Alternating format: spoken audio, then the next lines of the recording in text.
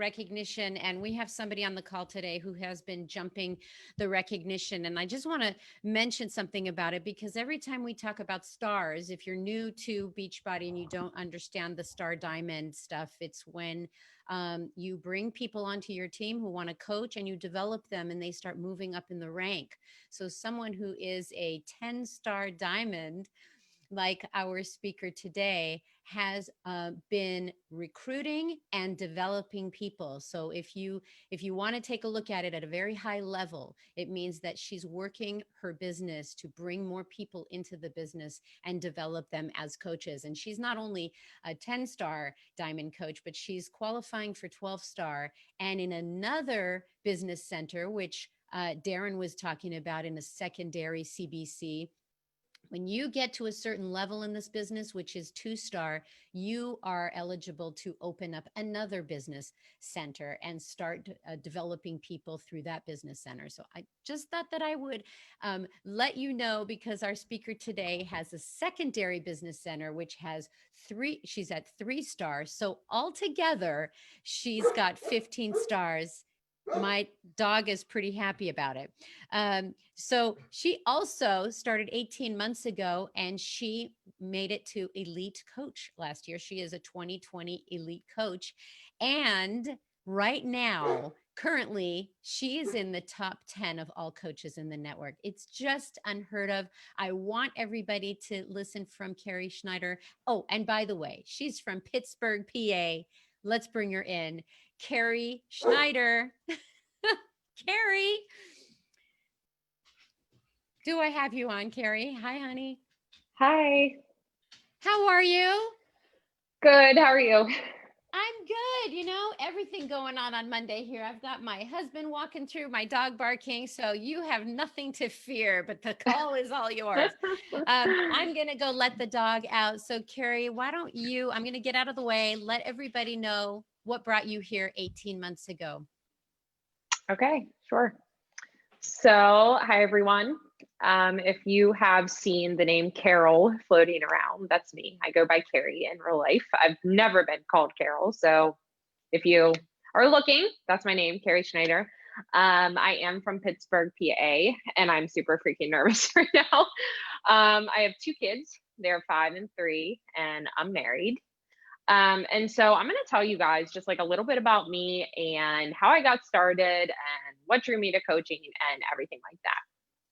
So I'm the oldest of 5 kids. And when I was growing up, I pretty much had like a single mom.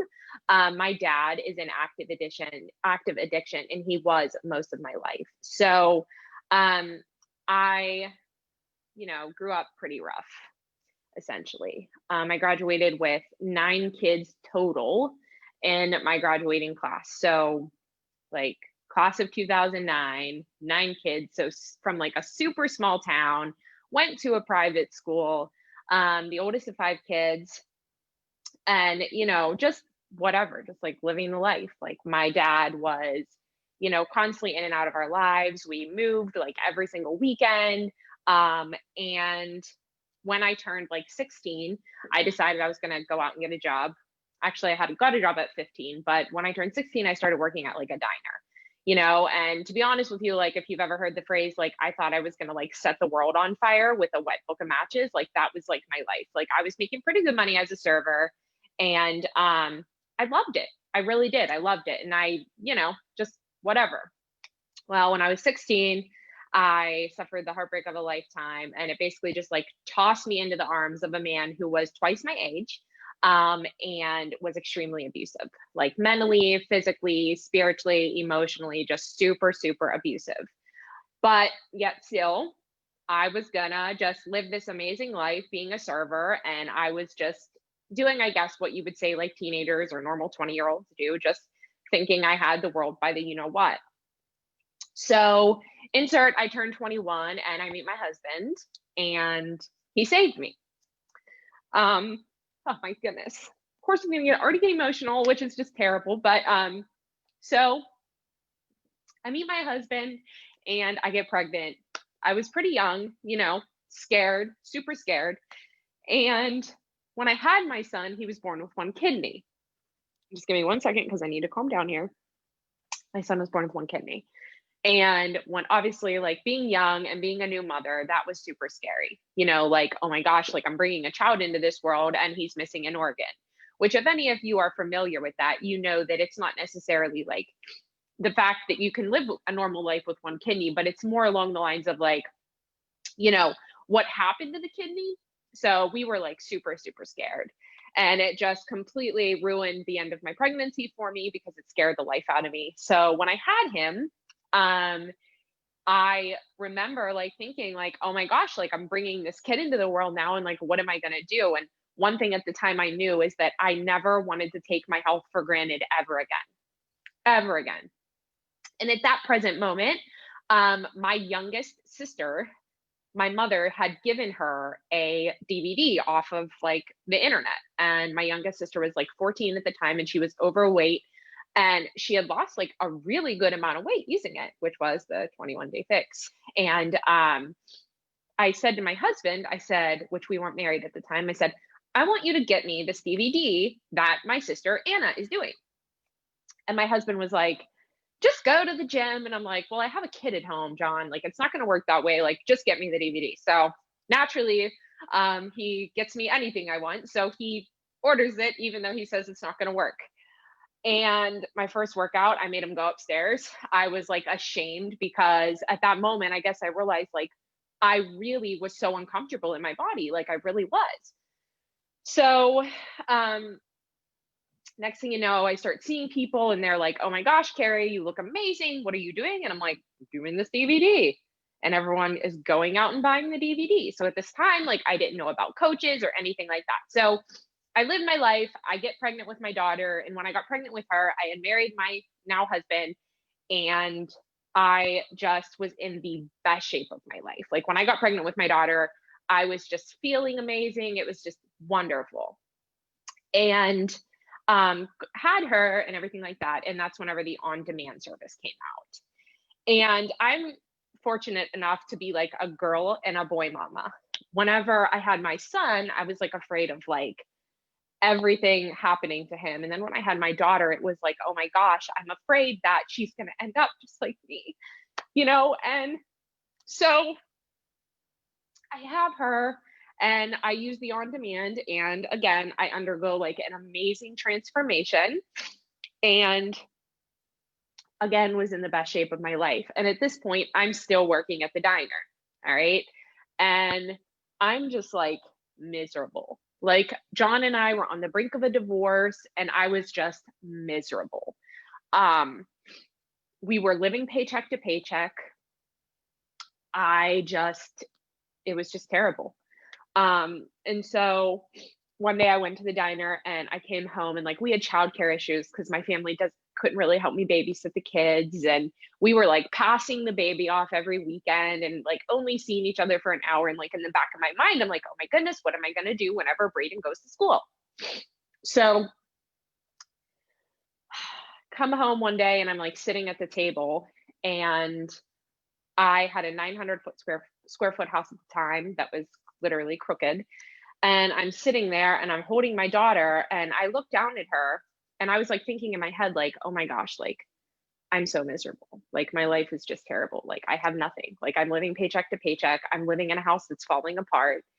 And I remember like looking down at my daughter and just thinking about a time when I was a kid and we had moved that weekend and like we were living in an upstairs floor apartment and me and my sister had two beds that were like right next to each other. And my mom didn't have a bedroom. It was just our bedroom. And then my mom slept in the living room and there was like a day bed. And I remember my mom being on the phone. I was like going to sleep. I could have been no older than like 8 years old. Like I swear. And I never remembered this until this day. I was laying in my bed and there was like a mirror that was like this way to the bed. I don't even know if you guys can see me like this way. And I was looking in the mirror and I could see my mom sitting on her bed, which was like a day bed in the living room, not even a bedroom. And she was on the phone with my cousin and she was like, I am so miserable. I have no money. I'm broke. Like we're supposed to go to SeaWorld. I have no idea where this money is going to come from. And I remember thinking very young, oh my gosh, number one, I never want to live that way. And number two, I cannot wait to get older and help my mom. Like, I am going to literally just have this white picket fence life, and I'm just going to help my mom. And I was looking down at my daughter and I was like, oh my gosh, like, what happened to me? Like, what happened to that little girl who dreamed so big as such a small child? Like, what happened to her? Why did she let life tell her what she could and couldn't do? And I never want that to happen to my daughter. And here I am in this house that's literally falling apart. I have nothing. We have no money, you know, and I guess I'm just gonna just live like my parents did. And so that day, my husband had come home and said to me, you should really try that coaching thing. And at the time, there was a woman in my inbox who just kept saying, you should try, you should be a coach, you should be a coach. And like, she kept inviting me, and I kept ignoring her and ignoring her. And my husband kept saying it to me. And finally that day, my husband came home and said, you should coach. And I said, do not say it again. I said, I am never going to coach. I said, you might as well forget it. I said, my dad had just been on the local news. I was like, I have no social media, blah, blah, blah, went off on him. I said, don't mention it anymore. Well, that weekend I went to work and I had a lady yell at me over a bagel. And this is not the best advice to give, but I left. I walked out the back door and I came home and I thought about that little girl who watched her mom cry and wanted big things for her life. And I made a conscious decision to launch my business. I realized that, you know, nothing was stopping me but myself, and that I had let life dictate to me what kind of life I was going to have instead of me dictating my own life like I had wanted to my whole life. So the same day, I launched my business. And then I was like, oh my gosh, what did I just do? Like, did I just do that? That was the worst mistake I ever made.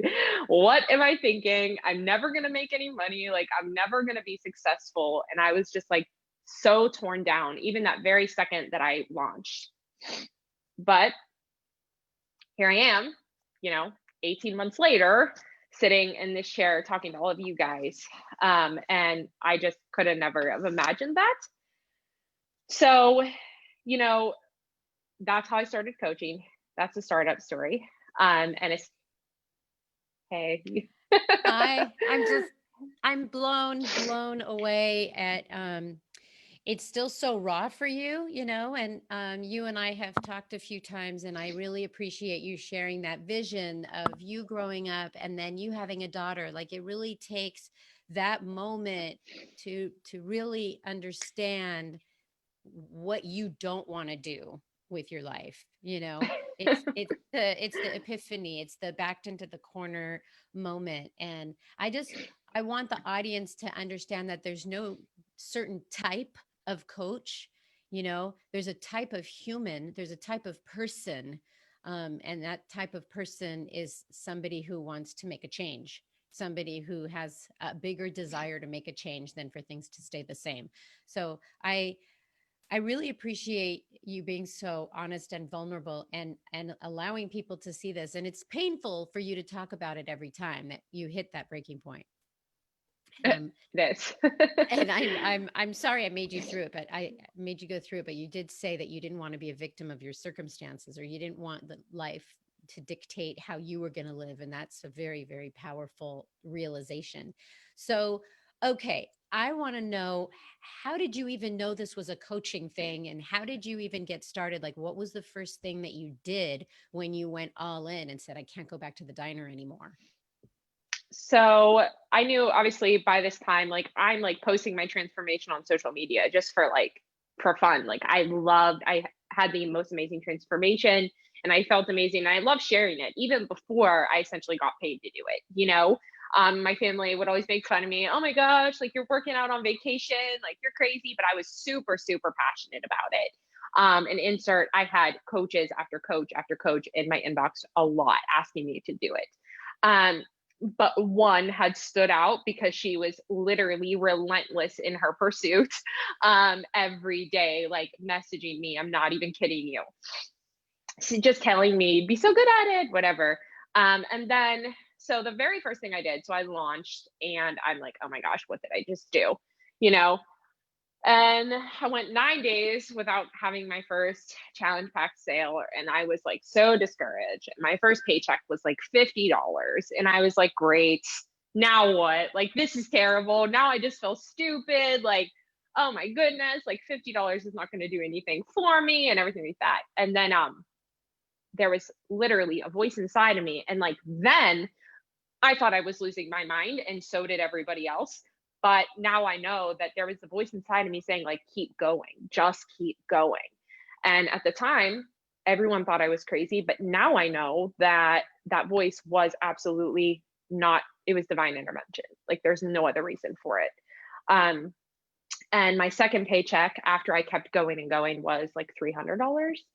And I was able to go to the grocery store, and how I grew up, we could never like afford like the good brands unless my mom was like working that month. So like it was never like Heinz ketchup in Pittsburgh. It was always like the off brand, or like Lucky Charms cereal was always the off brand. And like me and my husband went to the grocery store, and like we stocked up because he hates when I buy the cheap brands. And the cart was like completely stacked to the rim. And if you would see my husband, you'd never think he'd shed a tear because he's big and tattooed. And I looked at him and I'm like, are you about to cry? And he's like, yeah. And I'm like, why? And he's like, because I'm so proud of you. He's like, and there is a weight lifted off of my shoulders. And I was like, oh my gosh, like I made enough money for my groceries. Now I can do this. Like I can really do this. I can make enough money for my groceries. If I could just do that every single week, we can buy the good brands, buy the good laundry detergent, and I never have to worry about grocery money because that's all my diner money was essentially paying for. So I went home that day and I wrote, my family is free. And I sat a little desk in the corner of my 900-foot square house that was still crooked. And I sat there every single day. I get up, my feet hit the floor. And instead of telling myself that I was going to do this, I would tell my children that. Because when I said it to them, it had a completely different meaning than when I said it to myself. So my feet hit the floor. And even if it was 5 o'clock in the morning, I was telling them, mommy's going to do it. I'm going to make it every single day. You and I talked about work ethic, which you got, I think you said you got from your father. So I did. You worked really hard in the diner, and you work really hard at Beachbody, at coaching. What is it that you're doing? Because you said your feet hit the floor. You started getting some traction. You started getting some consistency. Explain how that work ethic plus consistency, turned into something where you were earning money doing this. Yeah. Oh, goodness. So if my dad was sober right now and he was able to watch this, he would be so proud. Like when I was growing up, he would always tell me, like, no matter how bad off he was the best dad ever. And he would always like say, like, whatever you want in life, you have to work for it. He would tell me, when I was 13 years old, I got a job at Choo Choo Pancake, and I would ride my bike, rain, snow, sleet, or hail. And he really instilled that at me from a very young age. So like I just know how to work, and I like working, and I've always loved it. And he's always taught me that, no matter what. So essentially, I kind of like applied the same rules to Beachbody, right? Like just like the diner, just like anything else in my life that I've ever wanted and I had to work for. And I know you guys are going to roll your eyes at me and you're going to whatever, like, she's crazy, but it's just the vital behaviors, guys. So we all sit there and like you hear like, well, how do you be successful? And somebody says the vital behaviors and you're like, that is not what I want to hear.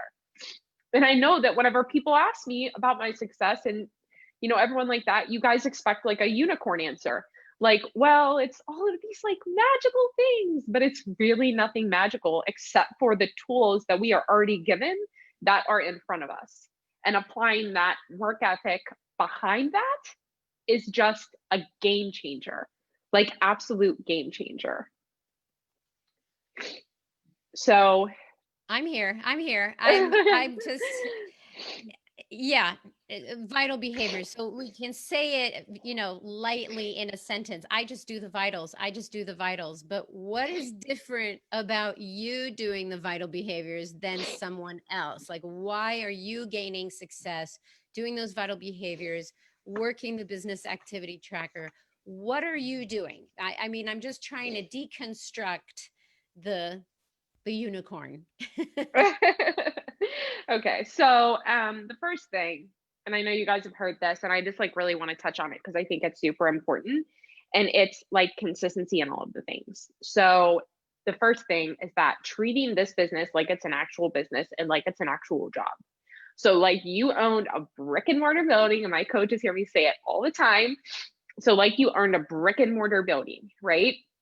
You would be putting so much energy and so much love and so much time into that building. And it's the same thing with this. So the first thing is that understand that this business is not, just doing like half of the tracker or one slice of the tracker. It's truthfully all of the things. So it's like a cake business. So it's extreme consistency in everything. So think of it like a cake. You put all the ingredients in the cake, and if you miss one, I'm not a baker, but it doesn't come out the way that it should. But if you put all the ingredients in the cake, whenever it's done, you're like, oh my gosh, this cake is amazing, So it's the same exact thing. It has to be super consistent in all of the things. And then, so like never missing anything. Just don't ever miss anything on the business activity tracker every single day. And then just the other thing is like working from a list. So me personally, I write out my to-do list every single day, and I have like little check boxes. So working from that really, really helps me, and it helps me stay organized because I do have 2 kids here and I don't really have help. So I work from that list and I use those check boxes.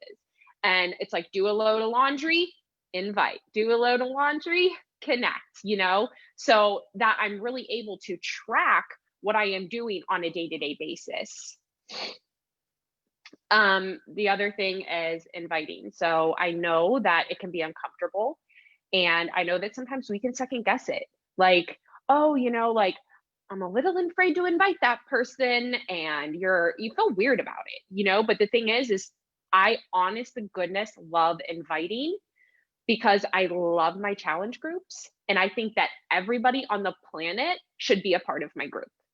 So when I'm inviting, like I have my music on and I am just like ready to go. Like I will just invite everybody that comes my way because my social media is not for recreation anymore. It is literally my virtual storefront. And everybody that comes onto that is going to get an invitation to my challenge group because I literally, truthfully love my group. I love all my girls and they're so freaking hard. And I think that everyone should be a part of it. I think that everybody needs the answer to health and fitness. So thank you for that. I appreciate that you're using the business activity tracker and you're inviting. Now, you and I talked about you're expanding your network. And in the beginning of this call, you said that you didn't really have a social media following. So can you talk about how you were expanding your network when you didn't even have a following? Sure. So expanding your network is super easy if you stop thinking about it. So what I personally do is I just think, okay, so I love people in general, and I love to talk, obviously, and I just love just everyone in general. So what I personally do is I just believe like you are truthfully a professional friend maker. So when it comes to expanding your network, number one, don't overthink it. Like, what are they going to think of me if I send them a friend request? Or what are they going to think of me if I follow them? Like, truth be told, like, I know that my groups are freaking amazing, but on the opposite side of things, I'm a mom, I'm a wife, and I love connecting with other women. I really do. So you want to engage and connect with your outside market that you want to expand to authentically. So maybe like your mom groups, or think outside of the box. Like, where does your target market like to eat? Where do they like to hang out? That is where you should be engaging and connecting so that you already have a common ground when you are sending the request or they're sending the request to you, and become in turn a loyal follower. Okay, so I get that. And, you started from nothing and here you are like 0 to 60 in 18 months, So you were expanding your network. Was it like 10 people at a time or was it hundreds? Like, how did it just blow up? What were you going out and expanding your network, or were people attracted to you? Was it a mix of both? I'm just trying to gauge. So I've never used a hashtag, so I don't think it's people searching me. But what it's definitely a numbers game. So like when I very first started my business, I worked 3 power hours a day. And I used like a timer system to stay intentional with that time. So I would like set my oven timer and go and follow for 5 minutes. Set my oven timer, go and add on Facebook for 5 minutes, so that I was staying intentional. And then my thing is like whatever people I added and I knew like were in the market, like I said, like really nailing down that target market. If they accepted me, cool. And if they didn't, cool. And it's just extreme consistency. I mean, if my list is not done, I will not go to bed. And if I didn't get as many power hours done in that day that I wanted to get done, I will literally stay up or get up at 4 or 3 o'clock in the morning, depending on what I have going on the next day. So like it is not negotiable for me to work from that list and to make sure that those numbers and that time is being pursued, because I truthfully treat it like it's a brick and mortar building. Well, you came into this wanting to work this for an income because you wanted to replace your diner money. And it's really interesting because in the diner you were serving people, right? You were serving others. So you've kind of had that servant mentality. Where do you see yourself with this business now? Is it an income thing? I mean, what value are you providing right now to others? So that's the thing. Like, I think that what's huge in this business, and even though like I'm a money driven person, but truth be told, I would do my job for free.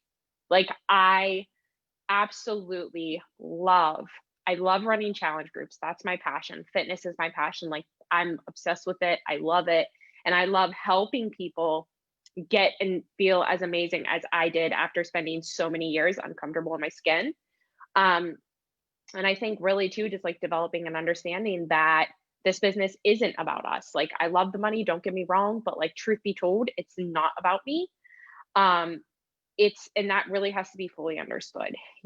Our job is to just be there when people are ready and do that business activity tracker behind the scenes, so that when they are ready, you're the first person they come to, because it's not about you. It's about them and when they're ready to really make that change. You are a professional friend maker. I think that you have made that your profession. You're not just a coach, you're a friend maker. And that if you look at everything with a different lens on it, it doesn't seem as daunting. And it just seems like, hey, you've always been a hard worker. Now you're just doing it and making money for yourself and not for the diner, right? Um, Mm-hmm. I You've been very brave today. I really, really appreciate it. And I want to get to the final uh, question of this in 18 months, because a lot of coaches come into this and they turn around and say, this is too hard, or coaches decide it's not for them. You had a different startup point. You were like, I'm making this work because I don't want to have that life anymore. I don't want my daughter to look at me in the same way that I was looking at my mom, in saying, I feel so sorry for you. I'm going to change this for you. But you're actually doing that. You're actually changing the story. You're changing the landscape that your daughter will once say, my mom kicked butt. So I want to know, in the last 18 months, what changed for you? What have you seen in coaching that has been rewarding to you? So, in all the things, both large and small, I can go on and on about the fact that like I've built this massive business that has given my family a complete life of freedom. you know, one that I could have never imagined. I mean, from being able to go on vacation whenever we want, and like we've been able to buy our dream house. I don't live in a crooked house anymore. It's not 900 square foot. It's beautiful. I've never in my life had brand new carpeting. I have brand new carpeting, and I'm able to hang a wreath on my door. I never had a house that was nice enough for a wreath on the door, and I really truthfully have an amazing life thanks to Beachbody. Like I really do. But, you know, and my entire family, even like my mom, like being able to help her at Christmas time, like just all of it matters so much to me. And my whole life has truthfully done a complete like 180 turn. But Beachbody has given me something that literally no one else has been able to give me since I've been a very small child. Because like when you're a kid and you say to somebody, I want to be this when I grow up, and your mom's like, you go girl. And then like when you're 10, I want to be this and I want to be this, and mom, I'm going to take care of you. And then life beat me up so bad and told me that I was stuck. And the monetary value is great, and I think it's wonderful, but like on the opposite side of the spectrum, Beachbody has given me something that nobody else could for a very long time, and that's hope. You know, hope that I could finally literally beat a generationally bound statistic, and then I can change my circumstances, and I could really make a beautiful life and a reality, you know, as I grew older. That hope alone was just something that was in my life that I never knew I was missing. And once I got it, I realized that's what was missing all along. I am so proud of you. I want to let everybody know she has worked incredibly hard these 18 months. And I do want to add the Beachbody disclaimer that your success as a coach depends on your diligence and your skill and your hard work. So she has earned what she has earned because of her consistency, her discipline, and her hard work. So everyone's success varies, but I wanted to add that in just because of your rise in the last 18 months. I'm really happy we met, and I'm glad that I got to know you, and I'm very happy that you're changing the story for your family, and that you took charge, and you're a professional friend maker. So Carrie, thanks for being on the call. Thanks so much for having me. All right, I am going to bring in Carl. He's waiting patiently to get on and show us something really fun today. Carl, are you there? Hey there. Let's get your mute. Let's unmute. Yes, how's that? Perfect. Can you hear me? Can you see me? Okay, that was fantastic. She is, exactly what we would want from a coach to help us understand truly what we're doing here as a company, what we're doing as, I assume that you can see me because I can't see myself, but I'm just going to go ahead.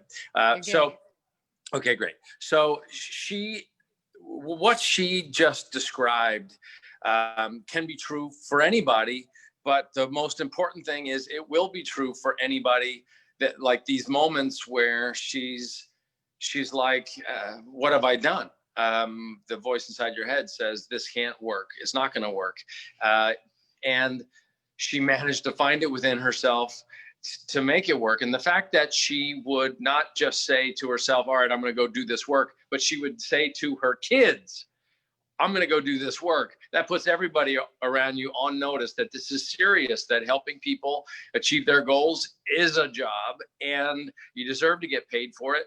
But, I read a great quote the other day that was asked of Warren Buffett. And he said, your approach to investing is so simple. Why doesn't everybody do it? And he said, because nobody's willing to get rich slow. And it's sort of the truth with being a coach too. You have to be willing to get rich slow or to get traction slow because you're building a team. That's what building a business is. And speaking of building a business, we're going to be building a program. We're actually going to be building muscle, and then that muscle is going to be burning fat. We are on the set of MBF. Look at this. Is the first looks. Nobody has seen this. I haven't seen it, and I'm excited. I'm sweating through my shirt. It's very exciting. And it's not just me. Come over here. I can't turn the thing around. Look who it is. Hi, Hi. We got Megan here. I think I'm looking here. That's where I'm supposed to look. So Megan has been like, she has been so patient about putting this program together. We've talked about having the biggest group behind her in Beachbody history. We're going to have a warehouse of 40 people. And then at one point, we were going to put her on an island. We were going to call it Fitness Island, and all the people would be there under quarantine. And all that really doesn't work. There's already shows about that, and they don't really work out that great. So we decided to make this something that we've all experienced now for the last 90 days, and that is seeing trainers do their thing in their space. This is her dojo right here, and but she's also going to have some people working out with her. But first, before we get into that, just you've got your little bod ropes there. My bod ropes. All right, talk about the program a little bit. Let's let people just hear.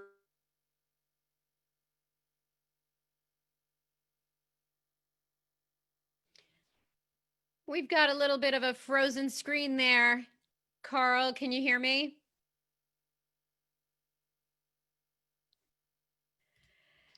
Bummer, bummer. I will wait maybe. Okay, hold on, Megan. Oh. Megan, you guys froze for about 20 seconds there. So can you start from where you... Yeah. Hi, Megan. Okay, the description. Thanks, Andy. All right, so MBF is coming out July 7th for you guys. And these are MBF and MBFA are 2 3-week programs that are meant to build on top of each other.